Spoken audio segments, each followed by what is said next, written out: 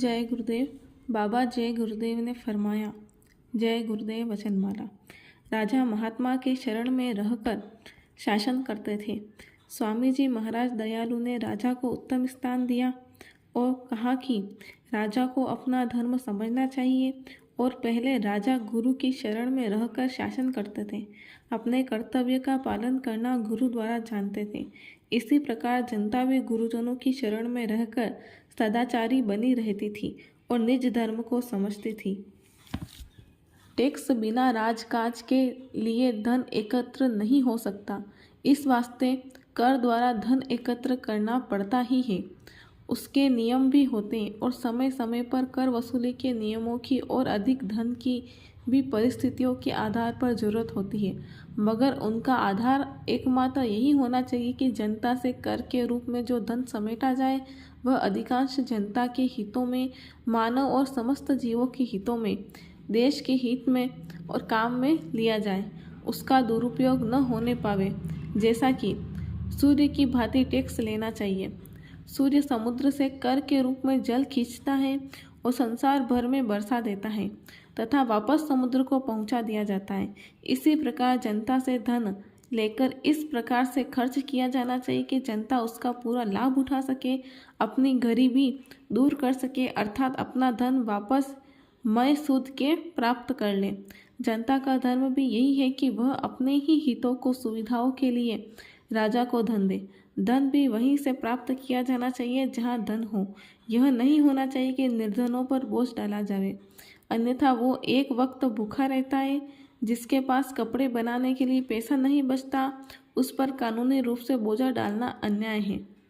इसी प्रकार जिसके पास धन है वह धन छिपाकर जमा करता रहे मगर उससे सहायता न करे, तब उचित नहीं कहा जाएगा। भावार्थ यह है कि कर आवश्यकताओं पर आधारित होना चाहिए और जिस काम के लिए जितने धन की जरूरत हो उसी का नाम देकर कर वसूली होनी चाहिए और वह धन भी उसी कार्य में खर्च किया जाना चाहिए। जैसे टैक्स के प्रकार। देश की सुरक्षा का प्रश्न है तब देश सुरक्षा कर उसका नाम हो और वह धन उसी कार्य के लिए बना रहे। जहाँ जन सुरक्षा का प्रश्न हो वहाँ जन सुरक्षा कर के नाम से कर वसूली हो और उसी कार्यों में खर्च होना चाहिए। कृषि उत्पादन कर, शिक्षा कर, सहायता कर जिसमें गरीबों की, बेरोजगारों की जिसको आवश्यकता हो उनकी सहायतार्थ उसी में खर्च हो। चिकित्सा कर, यातायात कर, विशेष कर जिसे किसी जरूरत के समय जनता के हितों में तथा देश के हितों में जरूरत के आधार पर काम में लिया जा सके आदि। महात्माओं का संपर्क छोड़ने से कष्ट मिला।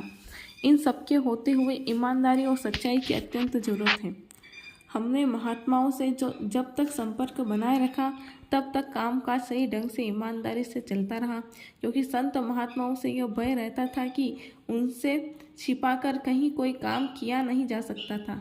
कोई स्थान ऐसा नहीं जहाँ संतों महात्माओं की नज़र न पहुँचती हो, कोई दिल ऐसा बाकी नहीं जिसकी नीयत भाव महात्माओं पर जाहिर न हो सके।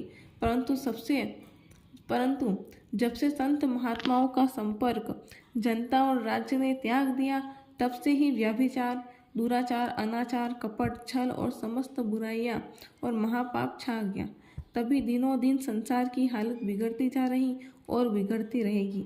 इससे सारा दोष उन लोगों का है जिन्हें सांसारिक जीवन में बड़ा कहलाने का सौभाग्य प्राप्त है।